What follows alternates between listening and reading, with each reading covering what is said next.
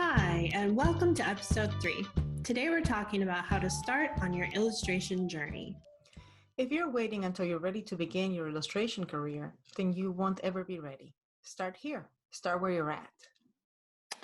Yeah, I think it can be really overwhelming just even thinking about where you need to improve. If you don't focus on one thing, it can be really easy to get distracted.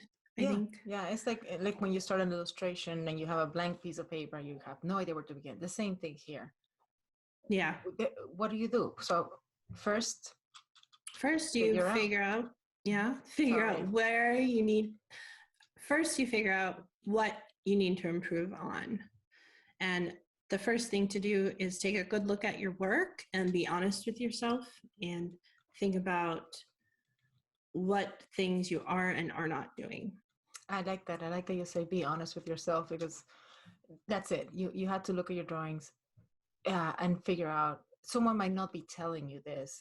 You have to say, okay, every time I draw a person, I put the hands inside the pockets, or the hands are behind, or I draw a person coming out from behind a building, or there's always a planter in front of them. Something, you're hiding something in your drawing. So figure out I what call it it is. Drawing avoidance. Oh, there we go. Figure out what it is that you're avoiding. What are you trying not to draw because it's too hard and it doesn't come out right?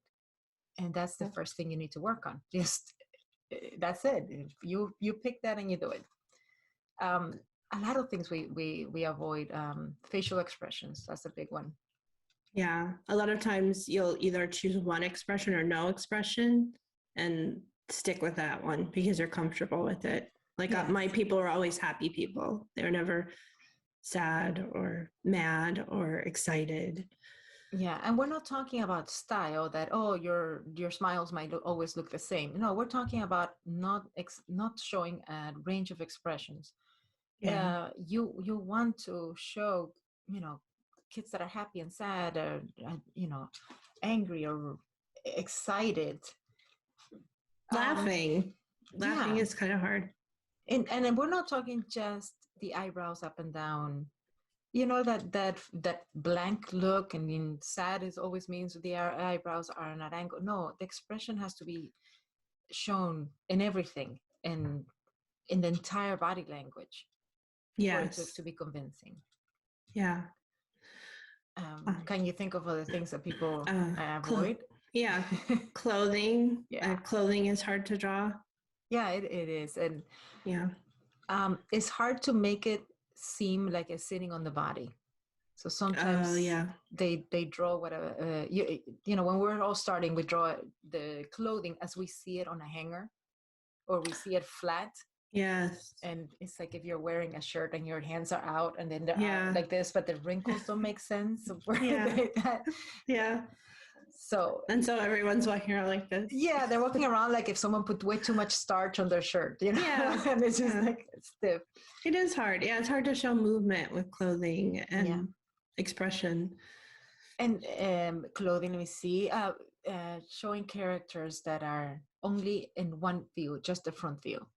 Yes, that's very common, and it makes them look stiff because they're not moving and they're not changing their direction, or when they're looking, they're still looking for, or their body looks to the side, but their face still looks forward. Yeah. Drawing one character only, avoiding scenes where two characters are interacting with each other.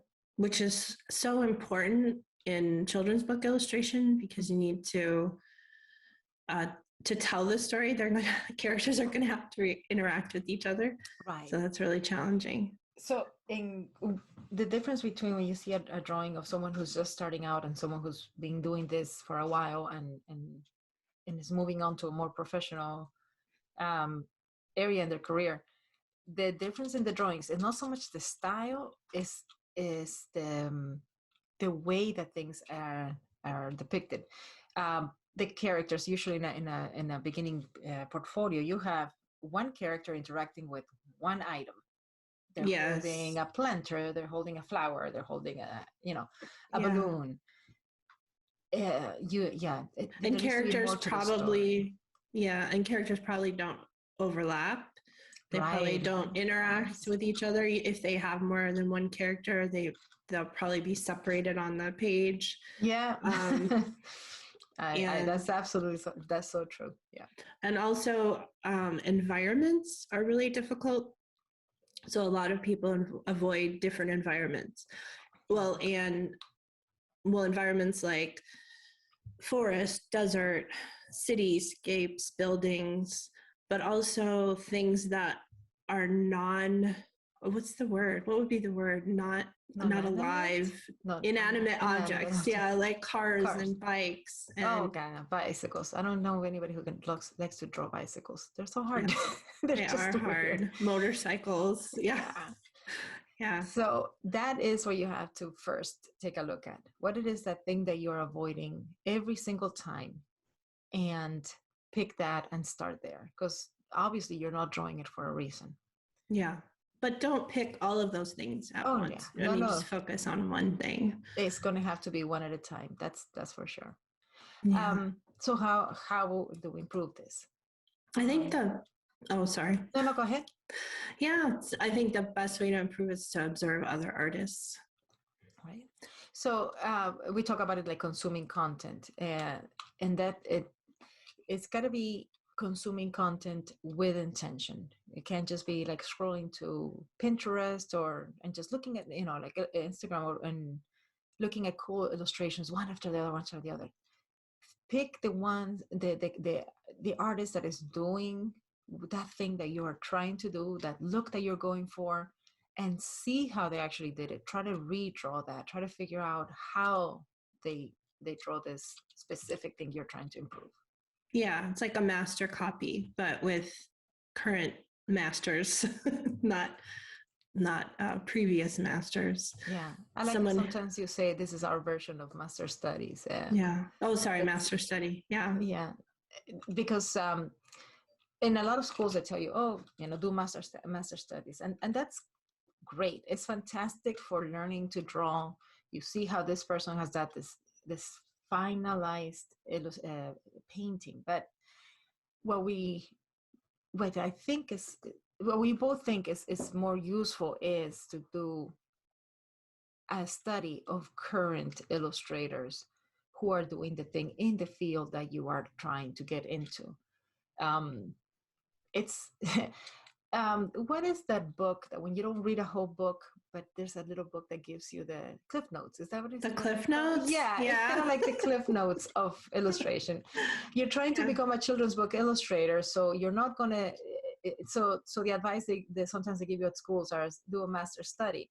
Well, if you do a master study of the Mona Lisa, it's not really going to help you do a children's book illustration.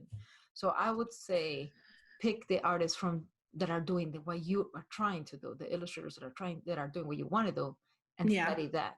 And you want them to be current. You want to pick someone that has probably published within the last 2 to 5 years at the latest, and is still publishing.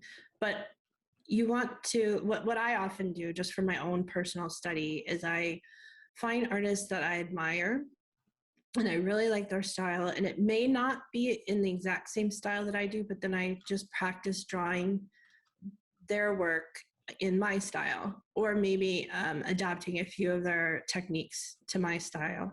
But I only do that in like a sketchbook or sketches and for my own personal use. I never do that for professional work. Yeah. No, this is not copying someone else's and cheating and copying someone else's drawing or tracing or You want to do this over and over again. You want to draw this character that someone has done it, do it many times, and then hopefully that's fan art comes into this sometimes. So like you draw a character and then try to draw that same character in a different in your own style, and in a different setting and in a different emotion and it helps you when someone else has already done the legwork.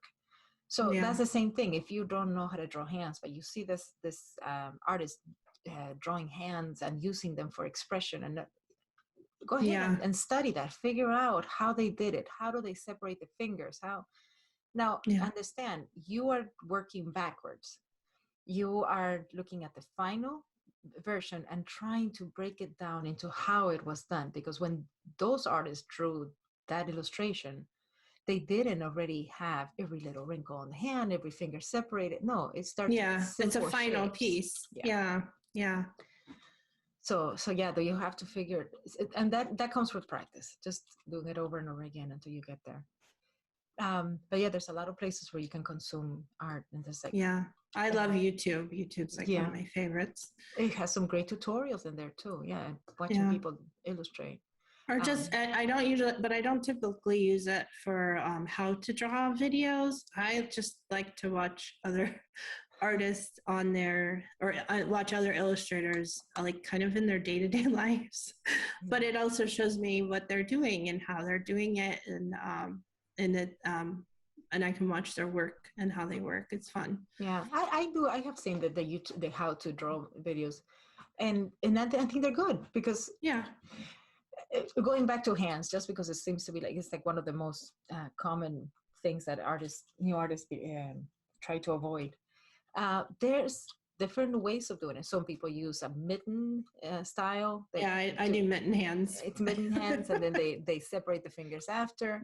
I use a sun, like I call it a sun. It's just a circle, and then I know already where the fingers would go. I know the thumb has to be on this side of the thing. So your thumb is on the side of the sun? Of the sun, yeah. And then the other four are here. Sometimes for cartoons, we do only 4 fingers because it looks a little bit, it looks less clumpy than 5 fingers, but it depends on what is calling for in the illustration. Sometimes you do need all 5 fingers to show a grip.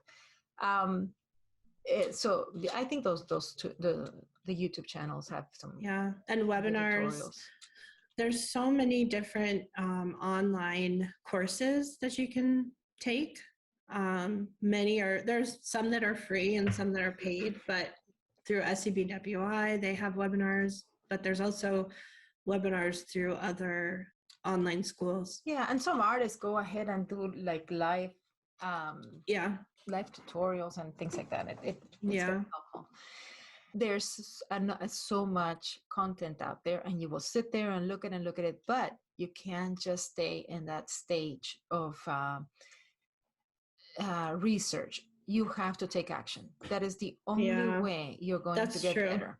It's easy to stay in that stage, though. It's easy to sit there and just like, I'm researching. I'm just figuring it out. That's always a black hole. You're there, and it just one more, and the next thing you know, another hour has passed, and you're still researching. Nothing will change until you take action. So once you already see the artist that you want to follow, and you look, and you already know what you have to work on, practice. That's it. Start doing it. And you'll have to do it over and over again. The first 50 times, it won't look right. But then after that, little by little, everyone will be a little bit better. So, and have a plan. And start simple. Right. So give yourself a clear plan. So, for example, if you're drawing hands, say, I'm going to draw 10 hands every week for 1 month. And I guarantee that you're going to improve because you're actually, you are practicing with intention. You're trying to focus and improve one thing, not the whole illustration, that one thing. But you should draw them in different poses and different actions, and not disembodied hands. Yeah, that's true. Like I have seen, and we've all done it, that we draw like 100 noses and 100, and that does help. But then put it on a body. Like, don't just give me pages and pages of noses and hands and eyes. Put them on an actual face. Put them on an actual body. Now make those hands holding something, and then shaking hands with someone else, or whatever it may be in your illustration, but actually put them in an illustration. I think we kind of already talked about how you simplify hands and then add more detail. That's so true. And then that's one mistake that it's always at the beginning. It's always done that when we try to draw, we start already putting with the details. All the little. It's almost like drawing is drawing the outside layer before you draw the inside layer and down. No, you have to build your drawings like if you're building a skeleton. Well, and then if you draw the outside before you do the inside, before you do the skeleton, your proportions will be off. Right. And even before the skeleton comes in, your motion gesture has to be there. So the very first thing is just a gesture, which just has to carry the movement and emotion and the feeling of that drawing, the weight of it. So you know where is the weight of this character, on what leg, on what hip. Then you start building, the skeleton, and I'm not talking like, you're not talking detailed bones. No, lines. Just lines, like stick figures with, and then you build up shapes. With the shapes. You put a cylinder, you put a square, I don't care if you like to use cylinders, squares, triangles, whatever it is that or beans. Beans, I like beans. Yeah, we do little bean bodies. So that's why we're concentrating on the motion, the pose, so that the entire drawing looks good. And it's not just one stiff character with a great hand that you practiced. Yeah. Yeah, you could have a stick figure with awesome hands and fingers. Although that could be your style. And then if you got there, then you look at it again and you go, okay, I've mastered hands. Let's move on to feet. What you don't want to do is this. You don't want to say we're concentrating on the body and we're like, oh, I'm going to draw hands. I'm going to start getting better. And then it's hard and go, oh, I'm going to go draw feet now. Oh, and then I'm going to move noses. Because then you're going, you're not going to learn to do any of those. You're going to be, like at the beginning of each of those, but you're not going to progress. That's really common because it's uncomfortable being in that space. It's uncomfortable when you're having to draw something that's hard. Because you're usually not happy with your work, and nobody wants to stay there. And so they're like, well, if I don't like this, then let me try ears. If I don't like this, then let me try hair. And so, when you're jumping around like that, you'll never be comfortable. You'll never get comfortable with that anatomy or that object if you don't spend more time with it. Yes. Yeah, absolutely. Like you're always going like, well, these are too hard.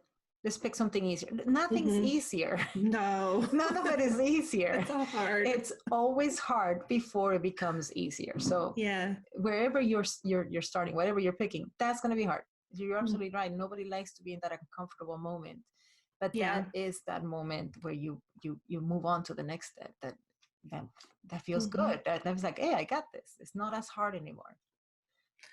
So I guess now we can talk about, we've talked about how to improve and the ways you can improve and figure out what you're weak in. But I guess now we could talk about what you can do. You can participate and join things while you learn. You shouldn't wait until you're really good at something to try competitions or try challenges online. Right. Because if you wait, you'll never be ready. You'll never feel ready. It's better to start where you're at. It's better to start doing online challenges. And I prefer, Olga and I talked about this, and we both think that online challenges are the best place to start. You can find them on Twitter. You can find them on Instagram. Yes. In illustration communities, you find them through hashtags. You just follow the hashtags, and they're low pressure. You don't have to worry about winning. They don't have to be perfect. There's no winners or losers. But you're drawing with a community of other artists who are doing the same thing. And so you can look at their work, they can look at yours, and often they'll give you feedback. And it's really helpful. That helped me tremendously. That's the beauty of it. It shouldn't be a scary thing because you see all kinds of work going into these things. And it's just kind of like, okay, we're all going to be drawing this one specific thing. It takes away the pressure and the vastness of what do I draw? Because usually these challenges have a specific theme or a what do you call that? It's a word that a prompt. Yes. Prompt, that's specific. Yeah. So it narrows the it takes away that big empty space of what could I possibly draw. It gives you some parameters, so some guidelines on the side, and then you go with it. Which is good for helping you learn how to work within parameters, which you have to do in children's illustration. You have to learn how to take a topic and turn it into an interesting picture that tells a story. I'm sorry. Oh no, go ahead. In the online challenges, they don't always give you feedback. You'll get likes or not likes and things, and then so it's ugly to say, oh, if you get a lot of likes, then it was good. That's not. You shouldn't go for that. It gives you an inclination, but it's not a true inclination of whether your work is successful or not. But so this is just practice. You might not even get to know if it worked out, if it were to improve. So this is just kind of like you're learning to swim when in a river, in a pool where there's a lot of other people swimming and splashing around with you.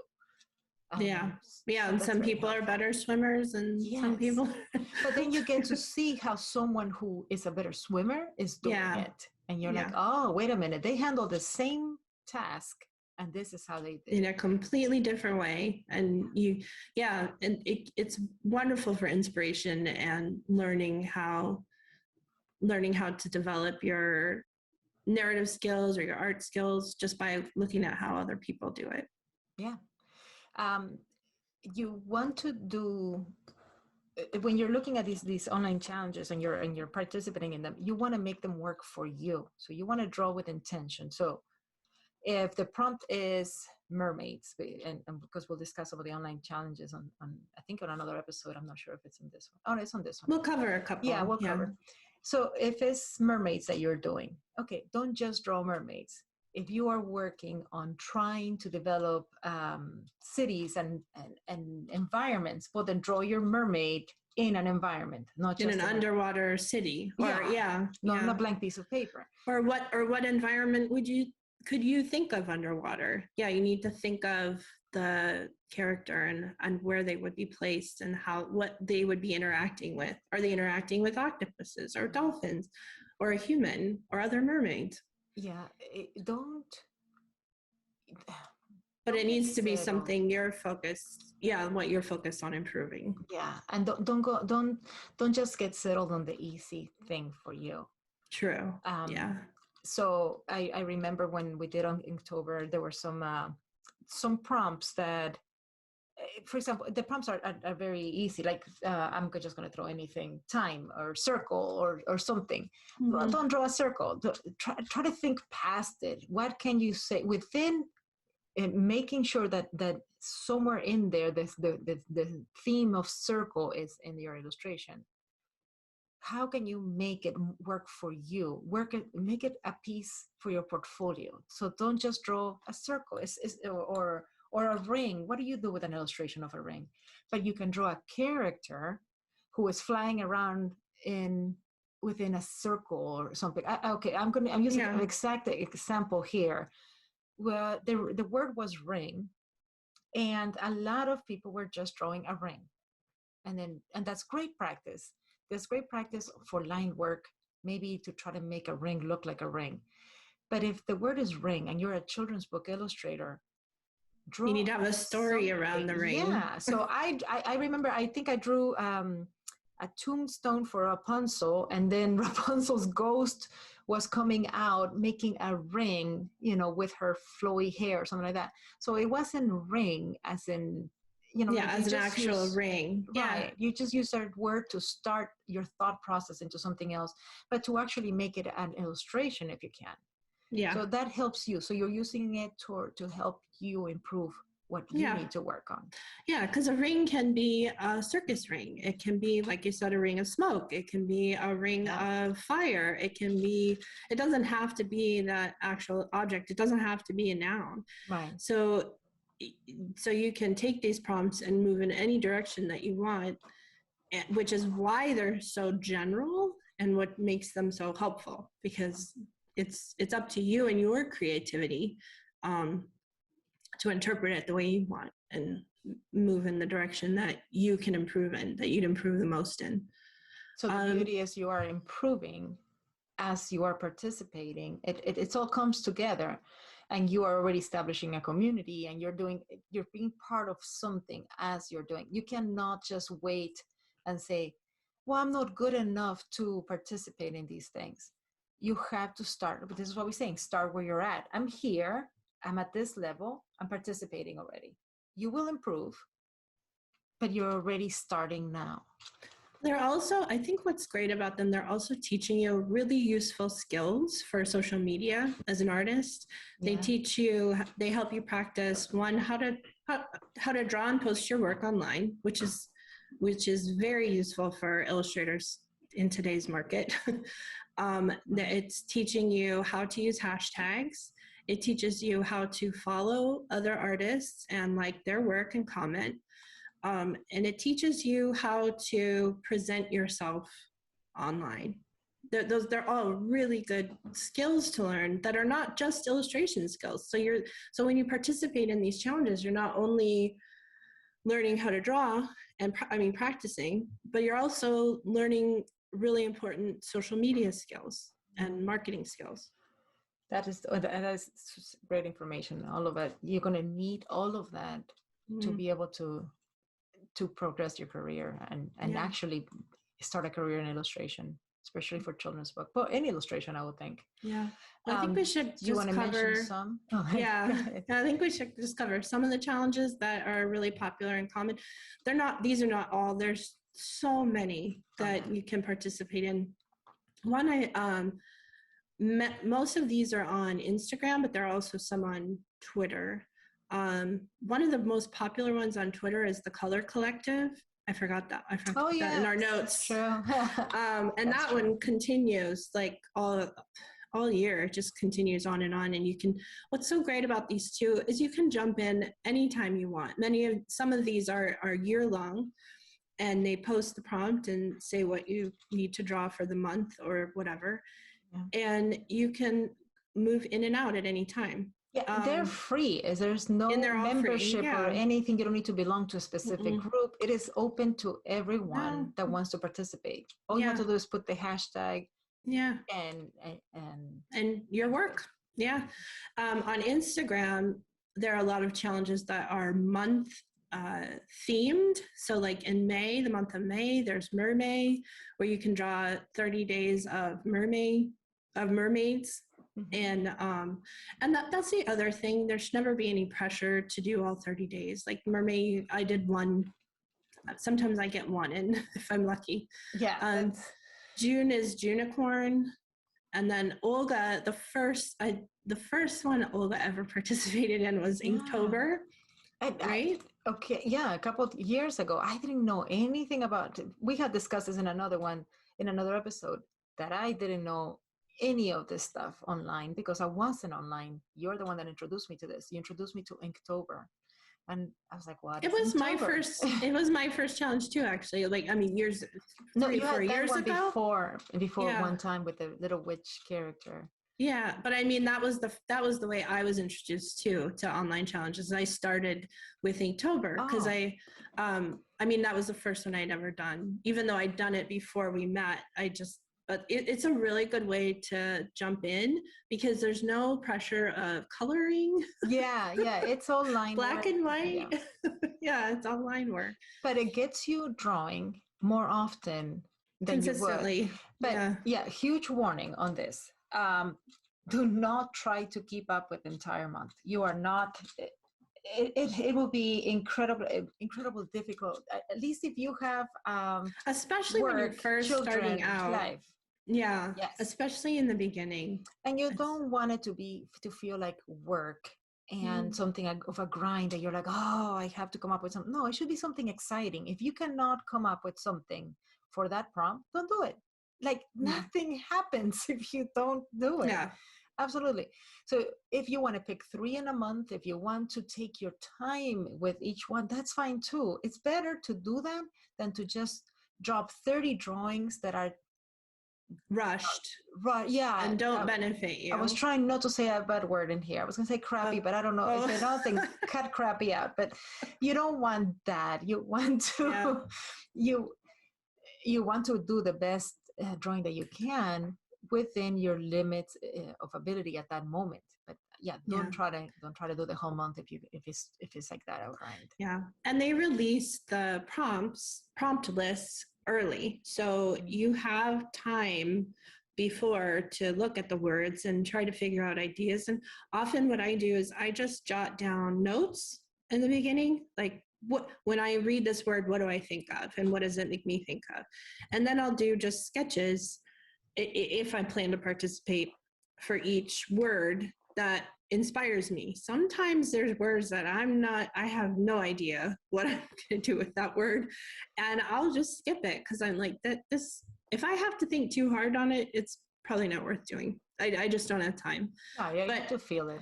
Yeah, but if it's something that looks fun and I think it would fit in well with what I'm trying to work on or improve on, then I'll go for it. But Inktober is a huge one, and it's one of the most popular ones, and it's been going on for a while. Right. So that one is in October. It's a huge community. There's a lot of people that participate. That one is in October, and then in August there's Smogust, which is dragons. I think we skipped June. We did. Junicorn. I mentioned Junicorn, but June is for unicorns. Junicorn. November has Folktale Week, and that's fun also because it's just a week long. You don't have to do 30 days. So that one is a little bit more challenging because it's more narrative. Yes, but it's fantastic for children's book illustration, and you end up, if it depends on the work that you put in there, you end up with maybe some good pieces for your portfolio. Yes, and there's Childhood Week, but we're not sure. I can't remember what month that is in. But Childhood Week and Folktale Week are both really good for children's illustration. And then there's those DTIYS. I didn't know what it meant, so that's why I said it. Draw this in your style. But because people might not know it now, obviously we know. But at the beginning, I was like, "What is that? DTIYS." So draw this in your style. It's someone's drawing out there, and they say, "Draw this in your style." So they're giving you permission. Copy my drawing, but do it in your own style. And you repost it, and that's a good way to learn. And it's fun. It's a good way to connect with other artists. It's a good way to practice because it might not be something you would ever draw. I just did a peanut. It was fun. I never would have. It was adorable. But I would never have thought of drawing a peanut. It was brilliant. So it can push you out of your comfort zone, but it can also like connect you with other people, and it's fun. So online challenges, that's a low pressure way of practicing and participating, taking action and actually using that action that you're doing. There is another way, and that is entering competitions. Now this one is a little bit more structured, a little bit more risky, but not risky in a bad way, because in some of them you might have to invest $20 to enter, or some are free. Some are free.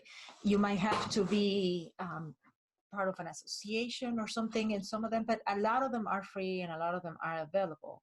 The great thing about it is, as you're practicing, as you are participating, you might win something. You might win a chance to go enter a conference, or like a chance to have your illustration shown somewhere.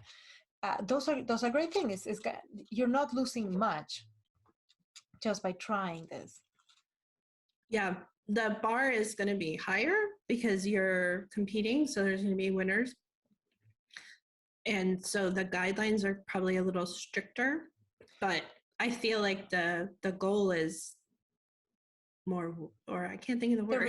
The reward is higher, is better. Yeah. There is a reward.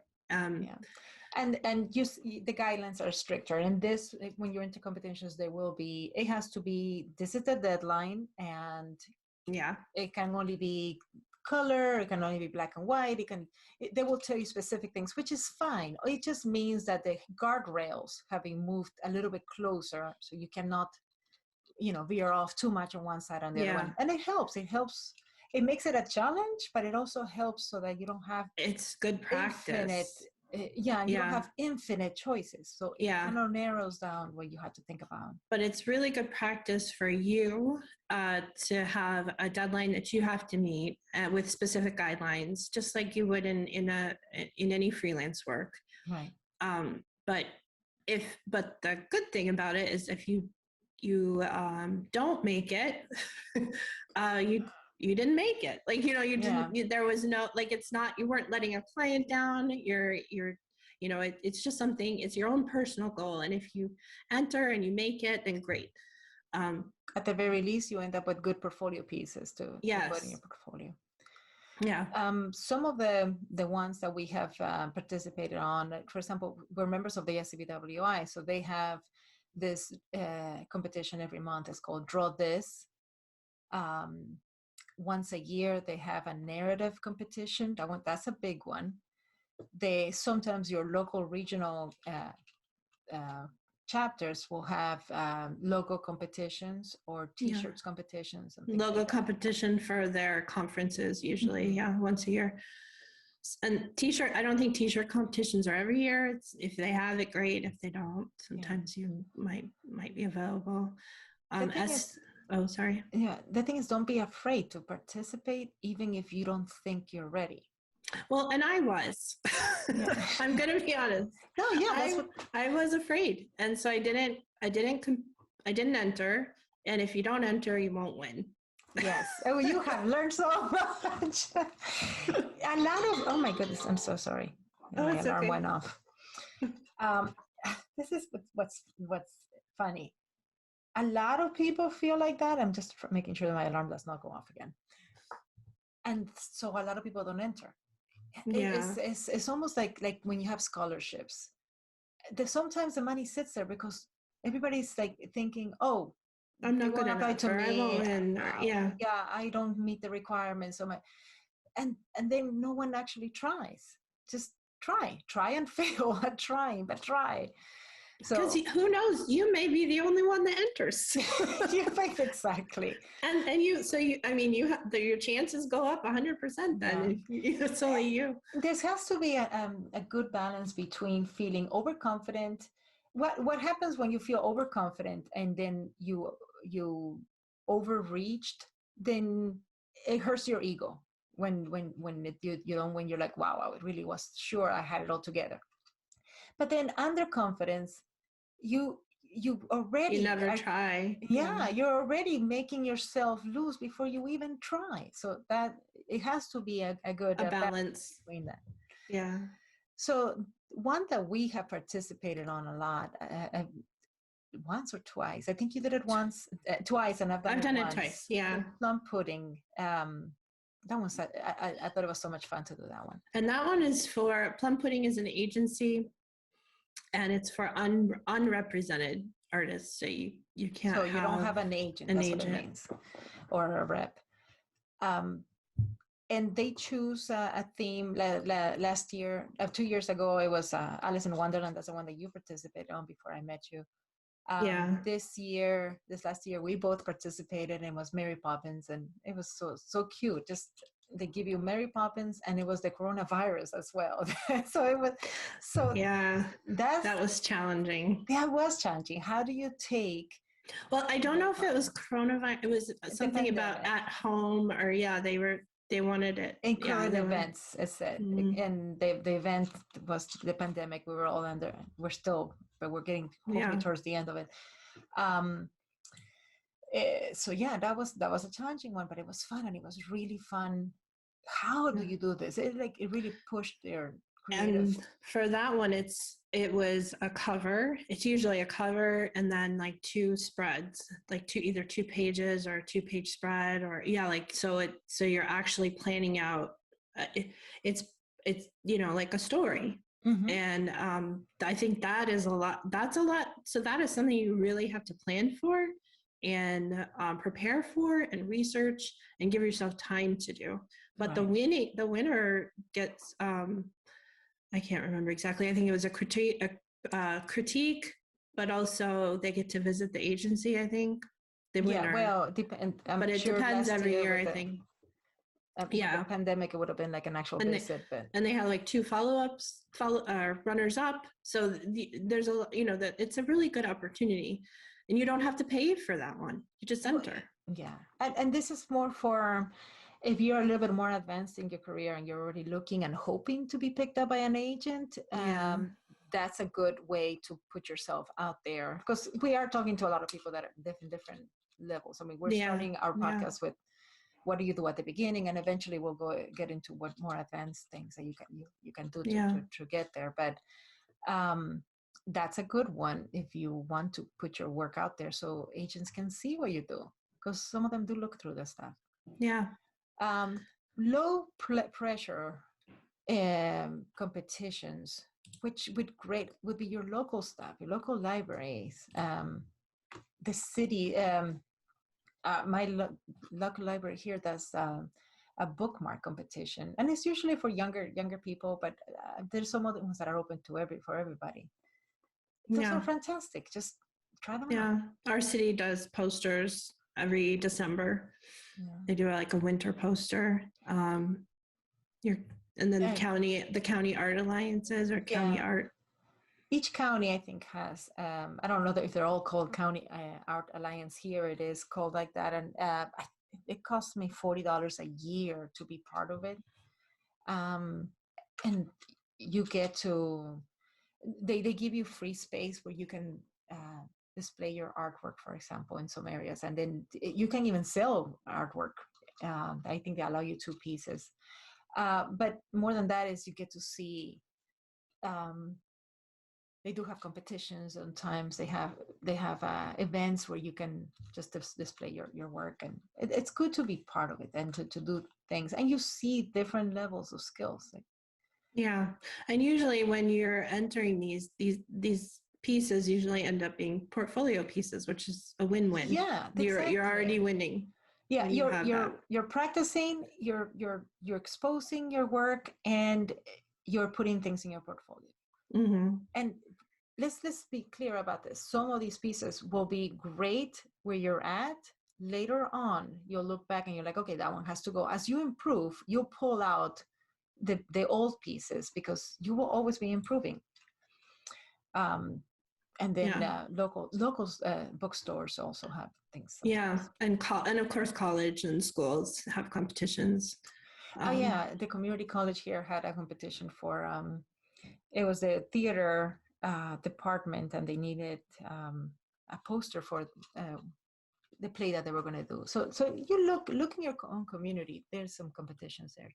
And I think it is really good to be my community has a really active art community, but it is, if you have that, I think it's good to be involved some, because it puts you in contact with local artists, and they may end up being critique partners, or they may end up being friends that can help you on your journey. Yeah, that's very true.